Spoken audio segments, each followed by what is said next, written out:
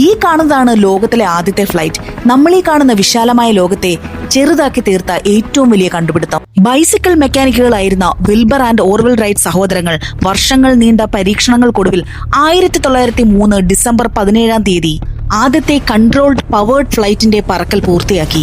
Strong വിൻഡുള്ള city hoc എന്ന സ്ഥലമാണ് flyer എന്ന തങ്ങളുടെ ആദ്യത്തെ ഫ്ലൈറ്റിന്റെ പറക്കലിന് റൈറ്റ് സഹോദരങ്ങൾ തിരഞ്ഞെടുത്തത്. എയർക്രാഫ്റ്റിന്റെ ലിഫ്റ്റ് മെക്കാനിസത്തെ പറ്റിയും കൺട്രോളിനെ പറ്റിയും വിശദമായ റിസർച്ചിനും പഠനങ്ങൾക്കും ശേഷം 1903 ഡിസംബർ 17 രാവിലെ 10:35 ഓർവെൽ റൈറ്റ് ആദ്യത്തെ പവേർഡ് ഫ്ലൈറ്റ് ആയ ഫ്ലയറിന്റെ കൺട്രോൾ ഏറ്റെടുത്തു. ഈ സഹോദരങ്ങൾ ഹോം മെയ്ഡായി നിർമ്മിച്ച 12 ഹോഴ്സ് പവർ ഉള്ള റെയിലിൽ കൂടി തെന്നി നീങ്ങിയ ഫ്ലൈറ്റ് പറന്നുയർന്ന ശേഷം 12 സെക്കൻഡ് എടുത്ത് 120 അടി സഞ്ചരിച്ച ശേഷമാണ് വിജയകരമായ ആദ്യത്തെ പറക്കൽ പൂർത്തിയാക്കിയത്.